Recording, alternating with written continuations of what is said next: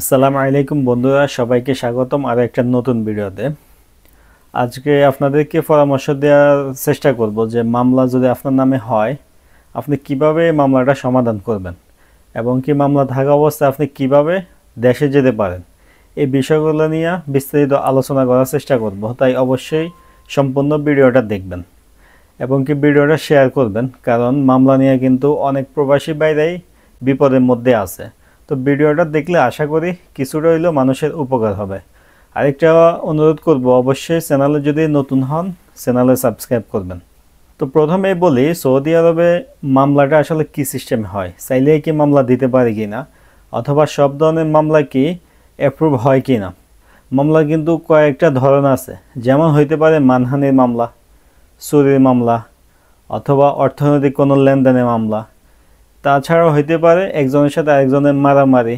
এই ধরনের বিভিন্ন কারণে মামলা হইতে পারে, সব দেশের মতোই এ দেশেও। কিন্তু এখানে সবথেকে ভয়ঙ্কর মামলা হচ্ছে লেনদেনের মামলা। আর এমনিতে যদি আপনার নামে চুরির মামলা দেয় অথবা মানহানির মামলা দেয়, এই ধরনের মামলাগুলো কিন্তু আপনি সহজেই ডিসমিস করাইতে পারবেন উকিলের মাধ্যমে, তথ্য প্রমাণের কারণে। কারণ আপনার নামে যখন চুরির মামলা দিবে আপনি কিন্তু জানবেন যে আপনি চুরিটা আসলে করছেন কি না। আপনার যদি কনফিডেন্স থাকে আপনার যে আমি চুরি তো করি নাই, যখন মামলা দিবে আপনি আদালতে দুজনে উপস্থিত হবেন, তখন কিন্তু কোর্ট প্রথমে তথ্য প্রমাণ চাবে, এমনিতেই কিন্তু মামলাটা রায় দিবে না। তো চুরি যেহেতু করেন নাই, তথ্য প্রমাণ তো আর দেখাইতে পারবে না, মামলাটা ওখানে শেষ হয়ে যাওয়ার সম্ভাবনা সব থেকে বেশি আপনি যদি আসলেই চুরি না করেন। মানহানির মামলাটা সাধারণত সৌদি নাগরিকদেরকে তো আমরা মানহানি করার মতো কিছু করতে পারি না, ওইরকম অবস্থায় তো আমরা নাই। তাও যদি একসাথে কাজ করতে গিয়ে সমবয়সী কারোর সাথে হয়, সেটাও মানে সংক্ষেপে এটা মিটমাট করা যায়। তো লেনদেনের মামলা যেটা, এটাও কিন্তু সৌদি নাগরিক চাইলে আমাদের নামে সহজেই দিতে পারবে, কিন্তু মামলাটা আসলে গ্রহণযোগ্য হবে কি না, অথবা এটা রায় কোন দিক যাবে, এটা ভিত্তি করবে তথ্য প্রমাণের উপরে। তথ্য প্রমাণটা আমরাই কিন্তু দিয়ে দেই অনেক সময়, যেমন সাদা কাগজের সিগনেচারের মাধ্যমে, অথবা স্ক্রিনে দেখতেছেন একটা কাগজ, এইটা সরকারি একটা কাগজ। লেনদেন করতে গেলে এই কাগজের মাধ্যমে যেন চুক্তি করা হয় সরকার বলছে। অনেকে আবার নতুন আসার পরে এই ধরনের কাগজেও সিগনেচার আমরা দিয়ে দেয়। অথবা নাফাদে অনলাইনের মাধ্যমে নাজিস পোর্টাল থেকে আমার নামে চুক্তি করে, চুক্তিটা অ্যাপ্রুভ করার জন্য আমার নাফাদে একটা কোড আসে, বলে যে নাফাদে ঢুকে এত নাম্বার কোডটা সিলেক্ট করা। করলে এটা অর্থ হইল আমি চুক্তিতে একমত ছিলাম, আমার ইচ্ছাতে এই চুক্তিটা হয়েছে, যার কারণে আমি এটা অ্যাকসেপ্ট করছি। তখনও অনলাইনে চুক্তিটা হয়। অর্থনৈতিক লেনদেন যদি এ ধরনের কোনো চুক্তির মাধ্যমে হয়, সত্য হোক মিথ্যা হোক, এটা আমি জানি, যে মামলা করছে সে জানে, আদালত কিন্তু এটা জানে না।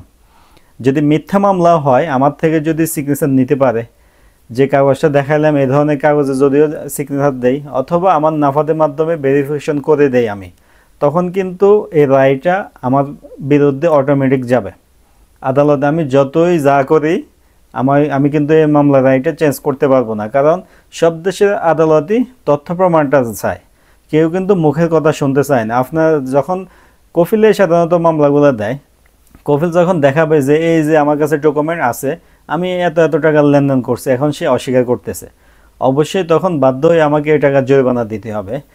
এখন কথা হচ্ছে, যদি কফিল মিথ্যা মামলা আমার নামে দেয়, তাহলে আমার করণীয় কি আছে, অথবা আমি এই মামলা থাকা অবস্থায় দেশে যেতে পারবো কি না।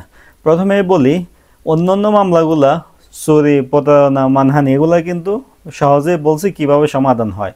অর্থনৈতিক লেনদেনের মামলাটা সব থেকে কঠিন যেহেতু, আর এটা প্রমাণের ভিত্তিতে যেহেতু হয়, আপনি এটা সমাধান করার জন্য যে আপনার নামে মামলা করবে, অর্থাৎ আপনার কফিলে যদি করে, কফিল আর আপনি সমঝোতার মাধ্যমে আসতে হবে। এবারে আপনি যেভাবে আনতে পারেন সমঝোতার মাধ্যমে, আপনি যদি ওনাকে রাজি করায় মামলাটা উঠাই দিবে, ক্যান্সেল করবে, রাজি করাইতে পারেন, যেমনি করান, তখন আর সরকারে আপনারা এখানে কোনো বাধ্যবাধকতার মধ্যে কিছু রাখবে না, আপনারা সরকার আটকাবেও না।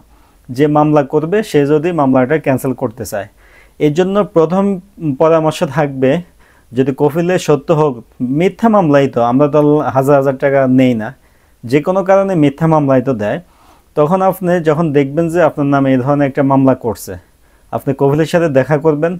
দেখা করে আপনি, এটা আমার পার্সোনালি পরামর্শ, আধা ঘন্টার জন্য আপনি ভুলে যাবেন যে আপনি কে।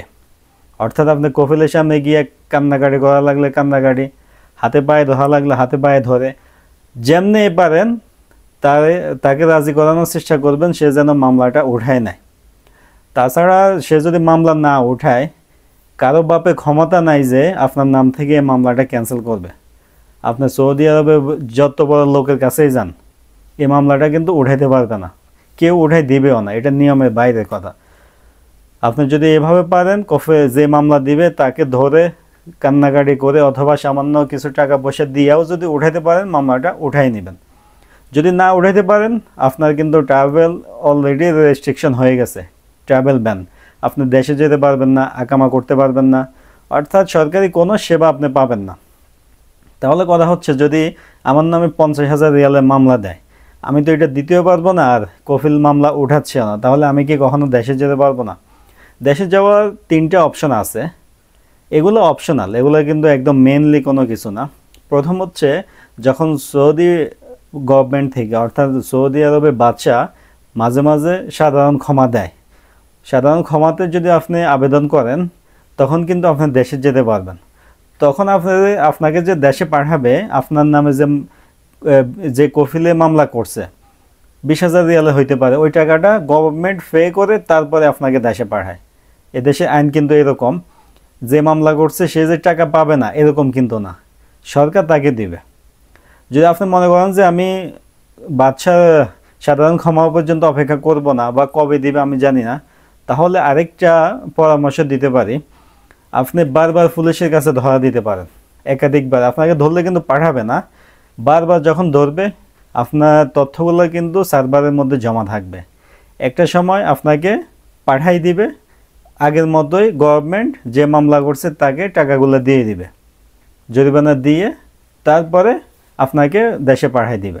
আরেকটা কাজ হচ্ছে, যে কোনো একটা বড় সরকারি উকিল যদি আপনি ধরতে পারেন, ভাড়া করাইতে পারেন, তাহলে ওই উকিলেও কিন্তু আপনাকে দেশে পাঠানোর ব্যবস্থা করতে পারবে। যেমন আপনার থেকে কিছু টাকা নেবে, এবং কি সরকারি ফান্ড থেকে, বিভিন্ন ফান্ড থাকে, ওখান থেকে কিছু টাকা নিয়ে যে মামলা করছে তাকে টাকাগুলো দিয়ে আপনাকে দেশে পাঠানোর ব্যবস্থা করে দিতে পারবে। তো বন্ধুরা, মামলা থাকা অবস্থায় এই 3টা পদ্ধতি আছে। যদি মামলাটা কফিলকে ধরে না কাটাতে পারেন, এই 3 পদ্ধতির মাধ্যমে আপনি দেশে যাওয়ার চেষ্টা করতে পারেন। তাছাড়া কিন্তু আপনি কোনোভাবে সৌদি আরব ত্যাগ করতে পারবেন না। আপনার যত ধরনের সমস্যা হোক, আপনি অসুস্থ হন, যাই হন, আপনাকে সৌদি গভর্নমেন্ট সৌদি আরবের বাইরে যেতে দিবে না, কোনোভাবেই দিবে না। তো বন্ধুরা, আশা করি মামলার ডিটেলসটা আপনারা জানতে পারছেন, যে মামলা কোন কোন কারণে হইতে পারে, আর কোন কারণটা সবথেকে বেশি সমস্যা। আর মামলা হলে আপনি প্রাথমিকভাবে কিভাবে মামলাটা উঠানোর চেষ্টা করবেন, যদি না পারেন তাহলে কিভাবে দেশে যাওয়ার চেষ্টা করবেন, বিস্তারিত আশা করি আপনারা জেনে গেছেন। তো বন্ধুরা, অবশ্যই ভিডিওটা শেয়ার করবেন, কারণ মামলা নিয়ে কিন্তু অনেক হাজার হাজার প্রবাসী ভাই বিপদে আছে। আশা করি তারা কিছুটা হইলে উপকৃত হবে। তো ভিডিও ভালো লাগলে অবশ্যই ভিডিওতে একটা লাইক দিবেন, চ্যানেলে নতুন হলে অবশ্যই চ্যানেলে সাবস্ক্রাইব করবেন। দেখা হবে অন্য কোনো একটা ভিডিওতে। আজকে এ পর্যন্তই, আল্লাহ হাফেজ।